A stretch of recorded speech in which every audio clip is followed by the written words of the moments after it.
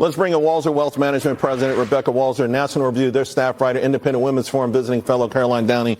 And it's so amazing to me. Now, Democrats are relatively quiet on this, but, this is something we've talked about, Rebecca, for so long. This is Nancy Pelosi saying we should do something about it. Finally, we've got a president doing something about it. What are your thoughts? Well, I think that it's, probably 3 decades too late, and that's why the American public today is freaking out that their 401ks are going down. I hear a lot of this, people saying, oh, you can't, build a plant, overnight. Well, it's like you starting off your 4-year college undergrad degree and saying, I'm not going to have it tomorrow, so I might as well not, go start my degree. Right. Everything that's worth getting takes time. We should have done it 3 decades ago. We're late to the game. We're realizing, oh, they're literally taking our IP and all of our resources out from underneath us. Let's stop and change course. And thank the Lord, we have a president that is willing to take the whatever by the hand, we'll just say, and make it happen.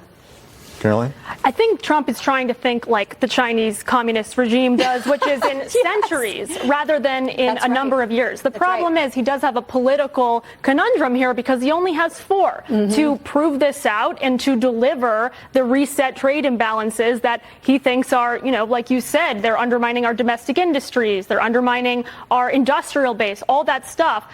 But, yeah, for his successor, that's a really difficult thing because 62% of Americans own stocks. These fluctuations in the market. But guess what? The top 10% own 90% of the stocks, right? And, True. and the stock market, I've heard Democrats say don't even use the stock market. When it's up under a Republican, the stock market doesn't count. I think it's a specious argument to use the stock market. That will go back up, by the way. If he starts now, I guarantee you the market will be higher 4 years from now. But here's my thing, and it's sort of Ian Bremmer put out a post today.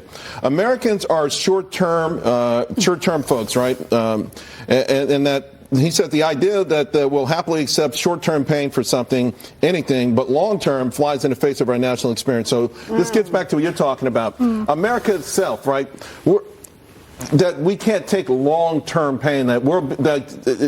You think that's true, then it sounds like you believe that's true. Like we don't have the fortitude as a nation to not just watch our wealth leave our shores as long as we get cheap stuff from China. I do not think that this consumer class is as resilient, unfortunately, as the new populists on the right think they are. I think we're very sensitive to short-term shocks. I think they get spooked very easily. And I think the big picture, I think it's very important that we focus on the big picture, Yes. which is restoring, us as like the preeminent trade power. But Americans have a hard time, I think, understanding that, especially when it's a one-size-fits-all policy, because Canada is different from China, is different from Mexico. But it's not, because Canada allows China to use them as long as they make money. Mexico's allowed China to use them as long as they make money. It's not. This is what the point is. By the way, I disagree. I think the American public is ready. They voted for Trump to do this. Trump did not. This is not something he pulled out of his hat.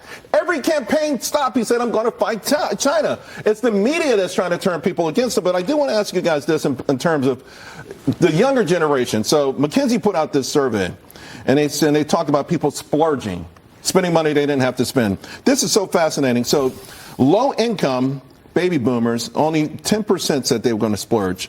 Low-income Gen Z, 53%. Rebecca, if you're out there, think about this. That's, if you admit that you're just splurging, then maybe you don't think about the future at all. Maybe that's one of the problems with short-termism.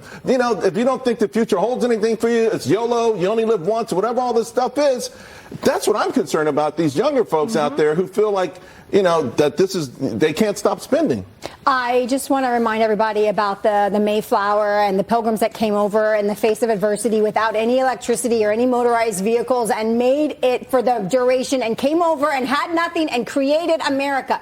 We need to look at building ourselves internally on our own. And I would really like Trump, as part of everything he's doing, to say, hey, in any area of industry that we are not fully autonomous, which is every industry right now, if they are a known terrorist organization or a threat to our country, China's a threat to our country, we know this, then maybe let's not have all of our pharmaceuticals come from them. Let's look at strategic problems with countries that hold us in, not good lights and say, let's re-bring this back to America. We need to have a priority list of what needs to come back to America so that we are autonomous. autonomous when we need to be in a pandemic or a global military crisis or whatever happens. This is true. From a national security standpoint, I mean, when the next crisis comes around and we're not independent in some of these industries, we're going to get whacked again. But I think I'm Gen Z. I just want to speak on behalf of Gen Z. We're addicted to short-term pleasure and satisfaction. How do we fix it? How do we get you guys unaddicted? Honestly, it takes, I think of Israel. I think of how their young citizens became soldiers in the midst of an absolute war on their nation. So they were shocked into patriotism. Shocked into it.